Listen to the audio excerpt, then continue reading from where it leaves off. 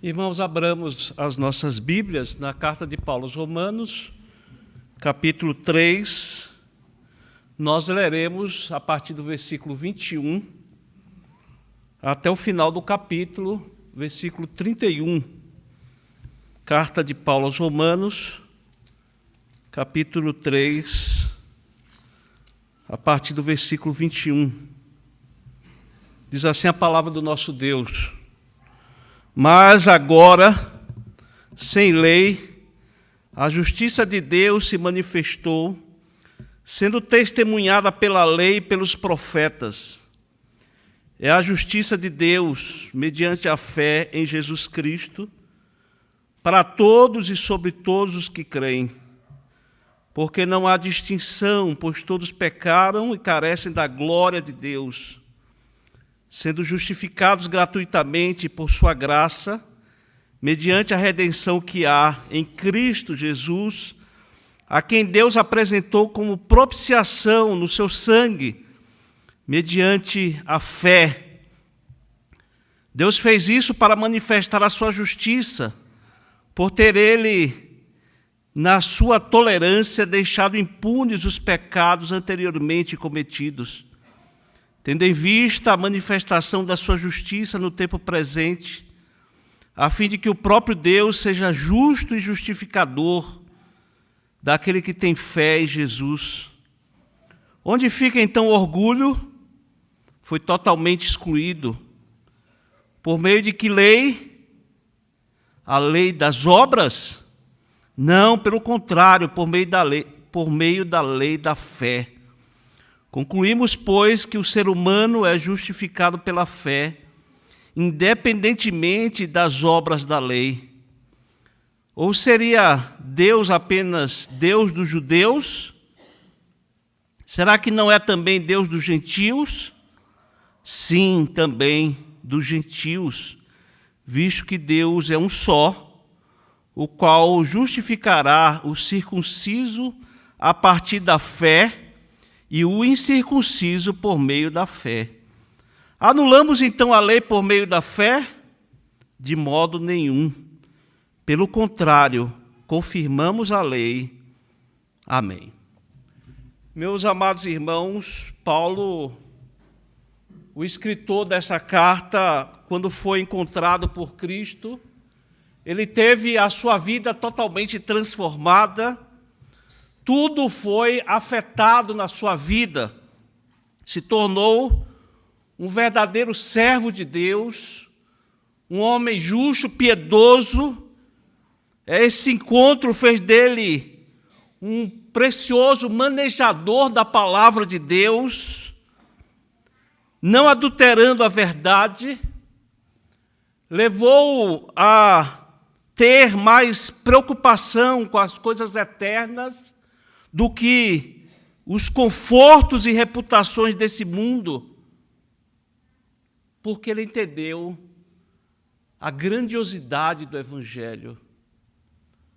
Paulo entendeu a essência do Evangelho, e é sobre esse tema, a essência do Evangelho, que somos ensinados nesses versículos que nós acabamos de ler. Temos aqui, segundo alguns estudiosos, a parte mais importante da carta de Paulo aos Romanos. Martinho Lutero, ele afirma que temos aqui o centro da carta, ou ainda, segundo ele, a parte central da Bíblia Sagrada. E a palavra-chave aqui é justiça, que é uma palavra usada muitas vezes nessa porção das Escrituras.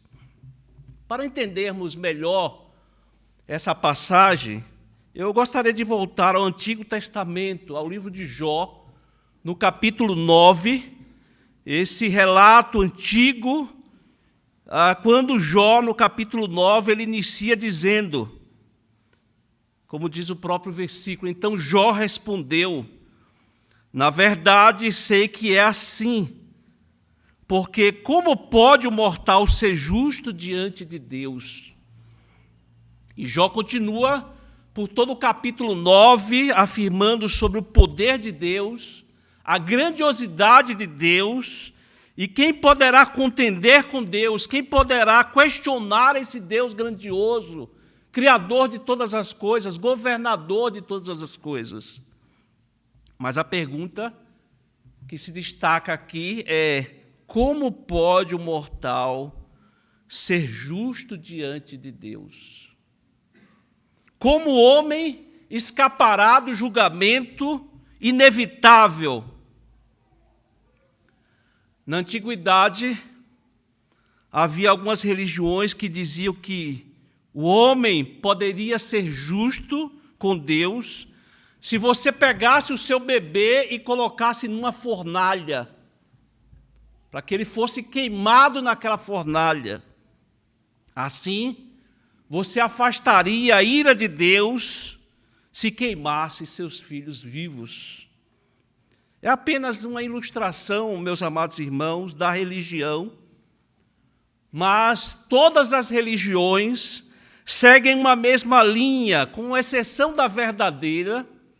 Elas seguem uma linha que se resume em esforços religiosos por parte do homem em alcançar a justiça de Deus. Chama-se isso de religião de realização humana. Todas elas, não importa qual seja, não importa se é o culto a Maloque, que eu estava descrevendo há pouco, não importa se é um culto a Baal, um culto a Alá, não importa qual seja, não importa se você é mórmon, testemunha de Jeová, romano, se é shintoísta, hinduísta, não importa qual seja.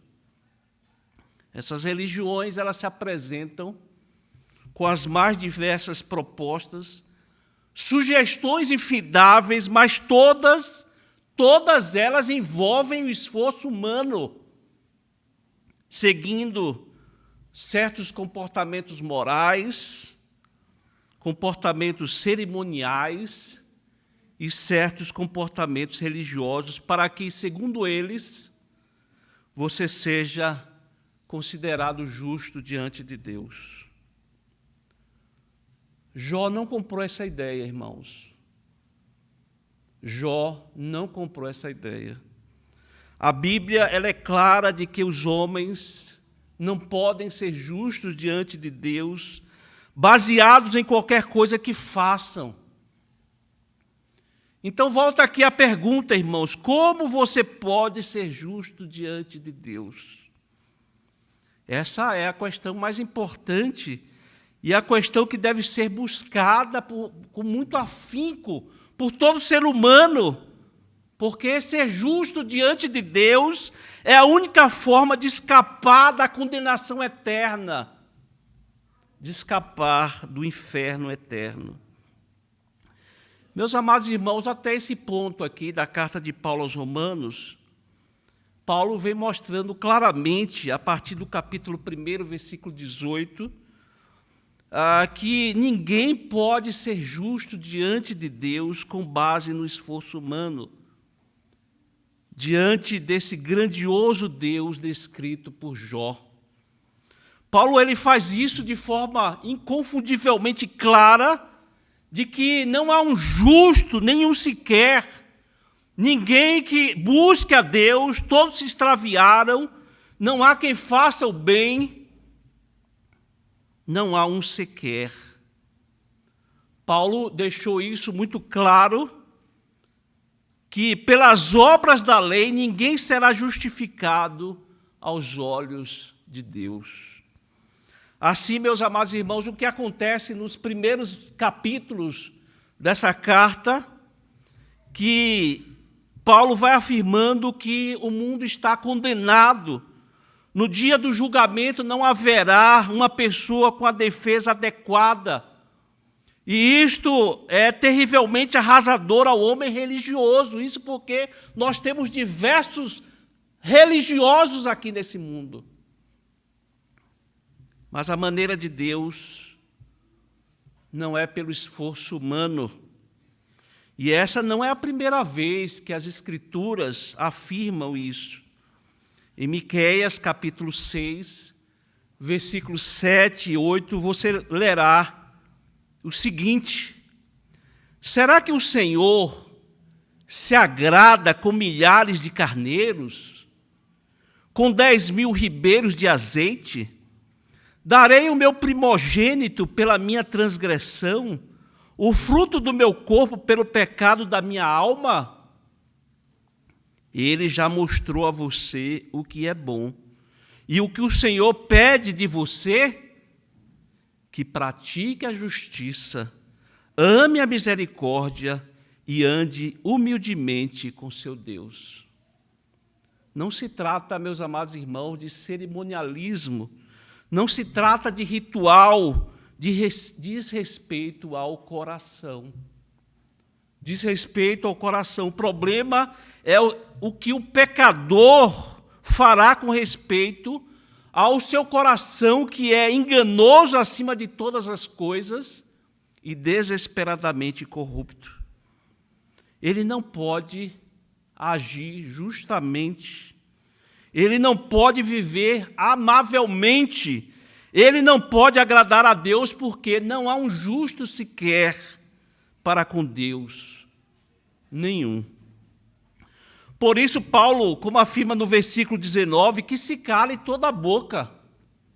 Que se cale toda a boca. Em outras palavras, não há nenhuma defesa perante o tribunal de julgamento diante do próprio juízo, Deus vivo. Não há nenhum argumento que possamos oferecer que nos tornará justos para com Deus. Ainda que a lei seja a revelação e o reflexo da natureza de Deus, e seja o padrão do que é certo, não se pode atingi-la. Não se pode atingi-la, e assim o dilema do homem é obscuro, sombrio, e ele está destinado ao inferno. E se Paulo parasse aqui, irmãos, no capítulo 3, no versículo 20, se Paulo parasse nesses textos que nós já consideramos, o desespero seria profundo, uma verdadeira situação de terror. Mas chegamos aqui ao versículo 21. Chegamos ao versículo 21, quando parecia que toda a esperança estava indo embora, que a religião do esforço humano foi totalmente rejeitada. Uma luz rompe na escuridão. Mas agora, sem lei, a justiça de Deus se manifestou. A luz irrompeu, irmãos. A luz já tinha piscado antes no capítulo 1, versículos 16 e 17, falando do poder de Deus, que é o Evangelho. A justiça de Deus se revela no Evangelho de fé em fé. Mas agora, no versículo 21 do capítulo 3, a luz explode, esperança explode e rompe através desse texto maravilhoso da essência do Evangelho. A palavra inicial do capítulo 3, do versículo 21, é uma transição bem-vinda, irmãos.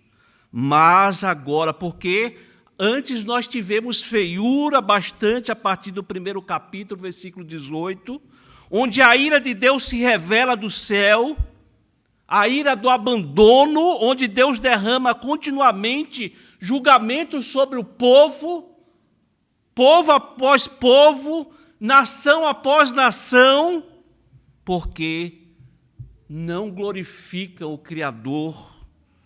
E essa é a realidade que a palavra traz ao nosso conhecimento. As trevas do capítulo 1, 18 até o capítulo 3, 20, é espessa e fatídica, mas há uma transição aqui, começa uma transição bem-vinda, o amanhecer da esperança, pois a justiça de Deus se manifestou no Evangelho. A justiça do homem é inadequada. Por isso o profeta Isaías, ele afirmou que todos nós somos como impuro, e todas as nossas justiças são como trapo manchado de sangue, ou como diz em outra versão, trapo de imundícia. A única maneira que o homem pode ser justo diante de Deus, é pela justiça do próprio Deus. A luz não vem de baixo nem de dentro, mas vem de cima, do alto. Isso é Deus no resgate. É Deus no resgate. Se eu vou ser justo diante de Deus, eu tenho que ser perfeito como meu Pai no céu é perfeito. E isso não é possível. Eu não posso desenvolver esse nível de justiça. Posso me tornar um monge, contemplar meu umbigo como se isso fosse um exercício santo pelo resto da minha vida. Poderia viver num mosteiro, num convento, poderia colocar pregos no meu sapato. Isso nada valeria, porque a justiça que eu preciso é a justiça divina. A única justiça aceitável é a justiça do próprio Deus. Então, a resposta para essa pergunta, irmãos, o que o homem precisa para ser justo para com Deus ele precisa da justiça de Deus. O profeta Isaías, ainda no capítulo 45, versículo 8, ele diz que os céus gotejem lá do alto e as nuvens chovam justiça, que a terra se abra e produza a salvação, e juntamente com ela brote a justiça. Eu, o Senhor, as criei.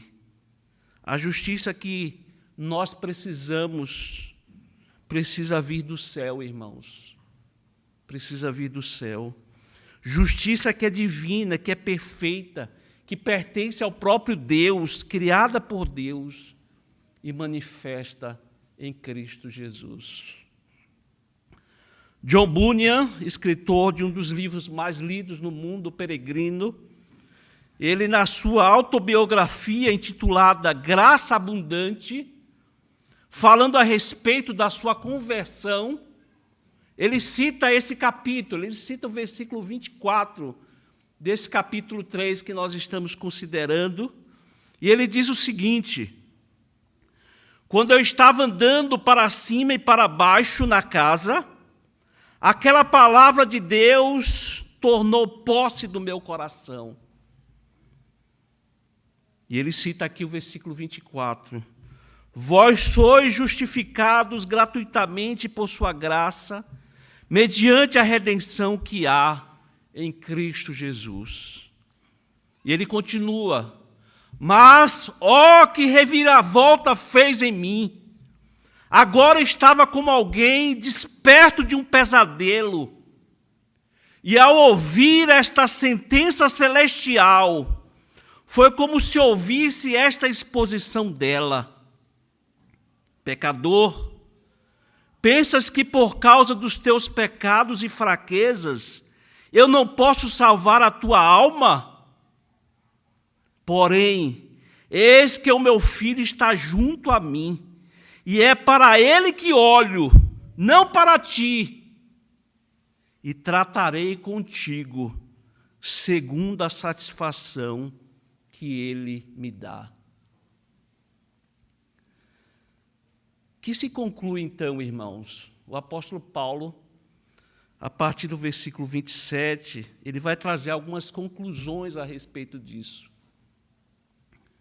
Ele apresenta algumas conclusões. Uma conclusão que Paulo faz é que não há espaço para arrogância, não há espaço para orgulho. Algumas traduções usam não há jactância, esse termo que nós não usamos muito no nosso meio, na língua portuguesa. Outra tradução usa arrogância. E a versão que estamos utilizando usa orgulho, mas a verdade, irmãos, é que, seja qual for a tradução, não há espaço para nenhuma delas na vida do crente. Você deve lembrar que o judeu, ele se gloriava de ser descendente de Abraão e de outras coisas. Paulo está dizendo, não tem espaço, porque a salvação do começo ao fim é obra de Deus. Lá em Apocalipse, meus amados irmãos, diz que os remidos, eles vão pegar as suas coroas e depositar aos pés de Cristo, reconhecendo que do começo ao fim, tudo foi Ele, tudo foi Cristo. Meus irmãos, nós deveríamos ser as pessoas mais humildes desse mundo.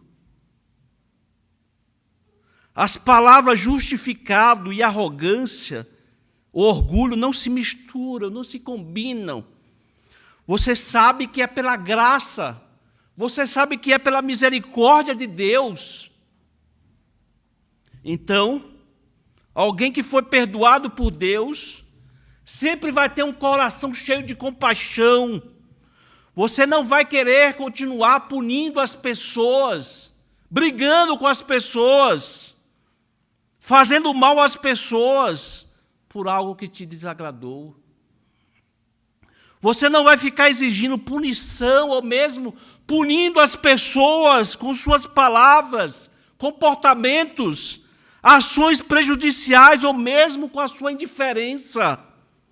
Porque muitas vezes a indiferença é usada para punir as pessoas. O caminho, meus irmãos, é olharmos para nós mesmos com os seguintes dizeres: a ira de Deus, ela deveria cair sobre mim. A ira de Deus deveria cair sobre mim. Mas Deus desviou-a, colocou-a sobre seu próprio Filho. O ser mais justo, o ser perfeito do universo, não me puniu. Como eu posso viver punindo as pessoas? Como eu posso viver exigindo meus direitos? Como eu posso ser uma pessoa arrogante, orgulhosa, a ponto de uma pessoa não poder dizer uma palavrinha sequer, que eu já vou para cima me vingando, querendo punir a pessoa? A igreja, ela não subsistiria se não fosse pela graça. Imagina os irmãos se a salvação fosse pelas obras. Uma disputa, seria um caos, um querendo brigar com o outro para fazer mais. Uma certa disputa, uma certa competição. Um querendo se destacar em relação ao outro. Um querendo conquistar mais, porque você vai precisar sempre produzindo um pouco mais para ficar em evidência diante de Deus. Se fosse assim, a igreja seria um caos, irmãos. E o que é que nos une? O que é que faz com que nós caminhemos juntos, como irmãos? O que é que nos aproxima? O que é que produz relacionamentos, mesmo entre pessoas diferentes? É o Espírito Santo, que aplica a verdade de que somos perdoados. Por isso, Paulo pergunta: onde está a arrogância? Onde está o orgulho?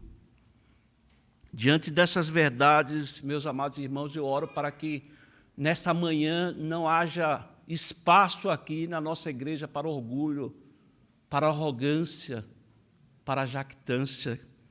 Que Deus nos ajude nesse sentido, irmãos. Amém. A segunda conclusão que Paulo chega aqui, irmãos, com relação a tudo que ele vem falando, está aí no versículo 28. Concluímos, pois, que o ser humano é justificado pela fé, independentemente das obras da lei. Deus nos faz justos pela fé em Cristo Jesus. Pois nós não temos retidão para sermos absorvidos no tribunal de Deus. Temos aqui mais uma coisa que é diferente das outras religiões. Totalmente diferente das outras religiões. Nas outras, elas querem que você se torne justo e a partir daí você seja aceito diante de Deus. As outras religiões, elas dizem, faça e será salvo. A fé cristã diz, Deus já fez. Deus já fez. Note que Paulo ele diz, é pela fé somente, não é pela fé e mais alguma coisa. Não é pela fé em uma corredentora. Não é pela fé e os sacramentos. Não é Jesus e guardar o sábado. Não é Jesus e dar dinheiro para a igreja. É somente pela fé na obra eficaz que Jesus realizou na cruz, onde a ira de Deus foi aplacada. É pela fé em Jesus, tão somente em Jesus Cristo. Nos versículos 29 e 30, irmãos, nós encontramos outra conclusão do apóstolo Paulo, quando ele diz que Deus salva judeu e gentio da mesma maneira. Vejam que nos textos anteriores, na conversa de Paulo, o judeu moralista, ele achava que o método de chegar até Deus era diferente dos outros povos. Ele era descendente de Abraão, ele era circuncidado, tinha a lei, receber os oráculos de Deus, então ele achava que por causa disso tinha sua vida resolvida. Estava tudo certo, afinal de contas ele tinha sangue judeu. Paulo aqui está destruindo essa argumentação, dizendo Deus é um só. E o método também é um só para judeu e para gentio. Salvação pela graça, mediante a fé no Messias, que se deu em sacrifício na cruz. Aqueles homens do passado, irmãos, que estão ali listados no Antigo Testamento, eles eram salvos pela fé no Messias que viria e se daria em próprio sacrifício, ele próprio em sacrifício. E hoje nós já sabemos que essa obra ela foi concluída, ela foi eficazmente realizada na cruz do Calvário. E aí então chegamos no último versículo, versículo 31, onde nós encontramos a pergunta que o judeu moralista faria aqui: anulamos então a lei por meio da fé? Ou seja, a lei não serve para nada, Paulo? Essa conversa de fé em Jesus anula completamente a lei? Resposta de Paulo aqui, irmãos, de modo nenhum.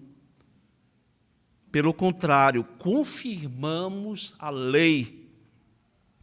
A justificação pela fé, irmãos, confirma a lei como ela é confirmada aqui. Você lembra que nós lemos no capítulo 3, versículos 19 e 20, que qual é a função da lei? Para que serve a lei? Ora, sabemos que tudo o que a lei diz é dito aos que vivem sob a lei, para que toda boca se cale e todo mundo seja culpável diante de Deus. Porque ninguém será justificado diante de Deus por obras da lei, pois pela lei vem o pleno conhecimento do pecado. A função da lei, irmãos, é calar a nossa boca. Mostrar que todos nós somos culpados. É dar pleno conhecimento do pecado. A lei evidencia que nós somos pecadores. A lei deixa claro que não há um justo sequer. A lei é como um raio-x. um termômetro que mostra a nossa falência espiritual sem Deus. A lei prova que ninguém pode ser salvo por si mesmo, que uma obra que vem de fora de você, é uma obra que vem do alto, irmãos, é uma obra de Deus na nossa vida. A salvação do começo ao fim é obra de Deus consumada por Cristo na cruz do Calvário.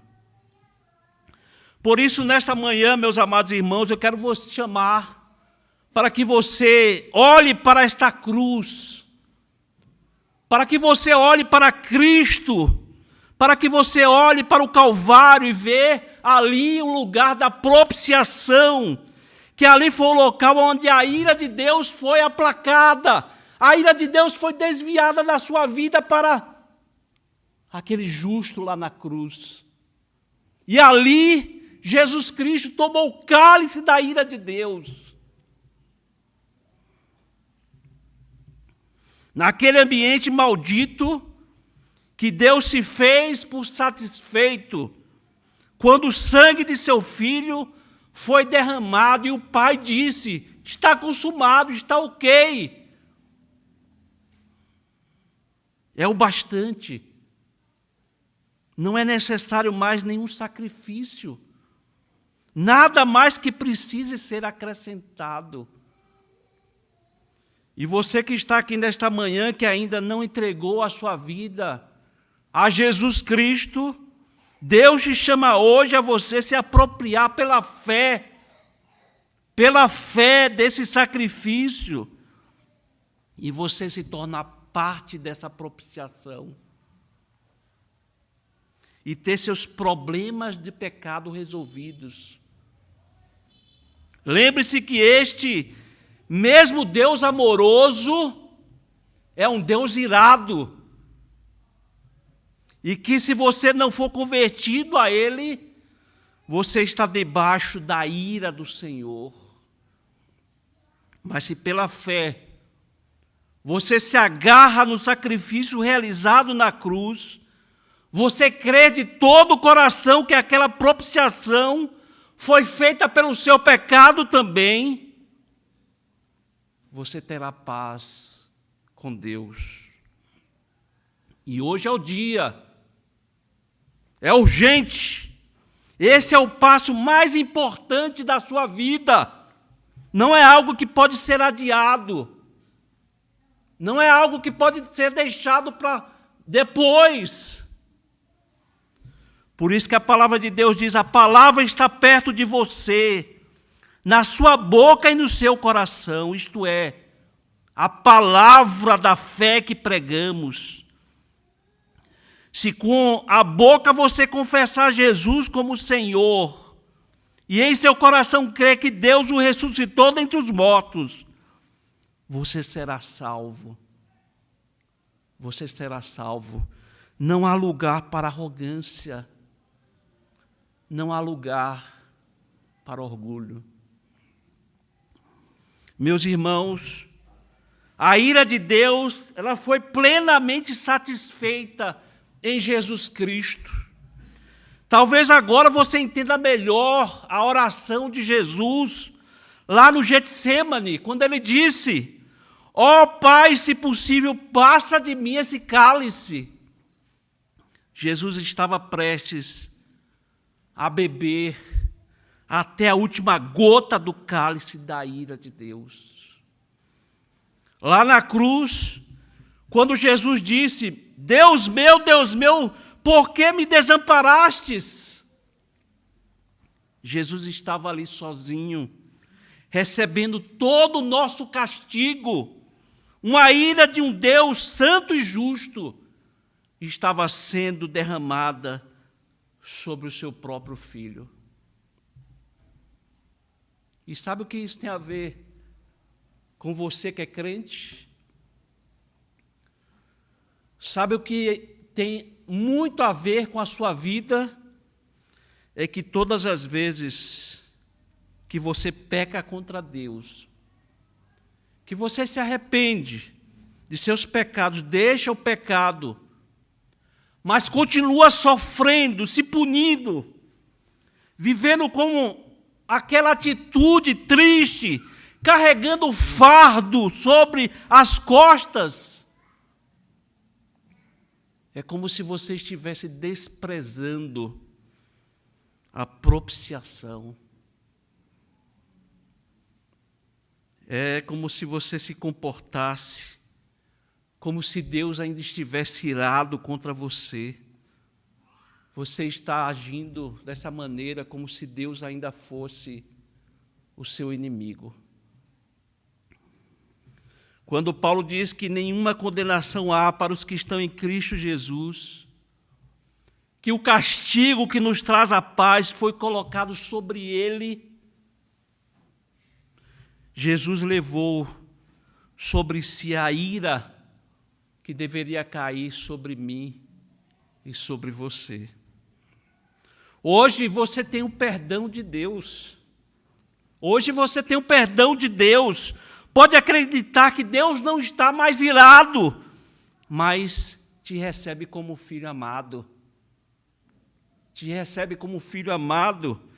Que doutrina maravilhosa. Essa aqui, a palavra de Deus nos apresenta, irmãos. Que doutrina maravilhosa.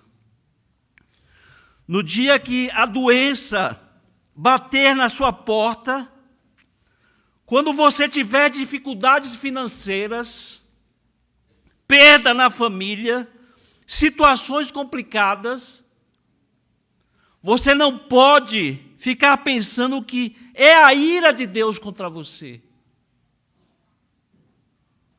Que o Senhor está te punindo por causa de algum pecado. Você não pode ter esse pensamento quando a tribulação chegar à sua casa. Você tem que lembrar que a ira de Deus foi derramada sobre Jesus.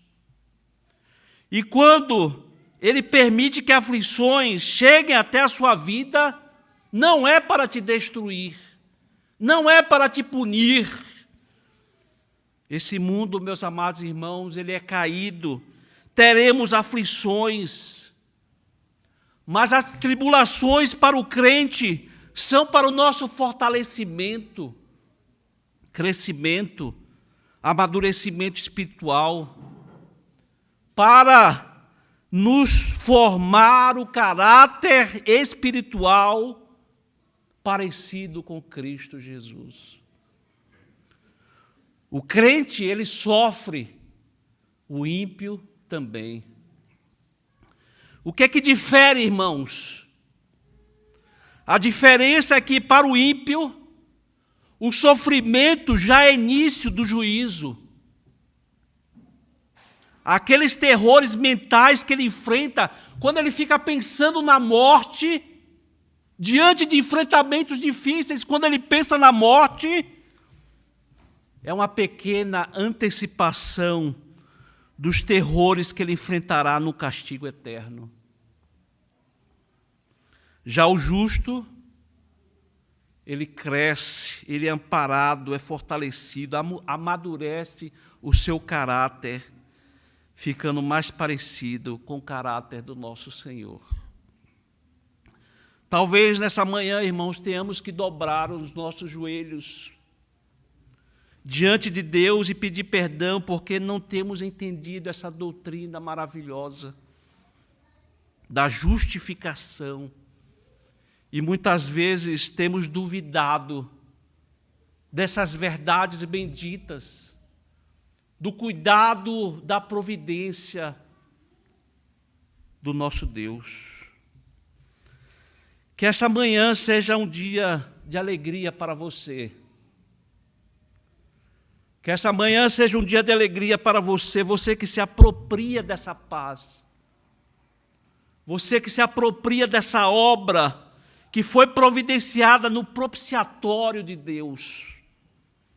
E nos dias subsequentes, os dias que virão, meus amados irmãos, na sua caminhada cristã, haja sempre gratidão no seu coração. haja alegria, haja gratidão, haja sempre louvor nos seus lábios e paz no seu coração, por esta obra que Deus providenciou em seu Filho Jesus. Que Deus, pois, nos abençoe, irmãos. Amém.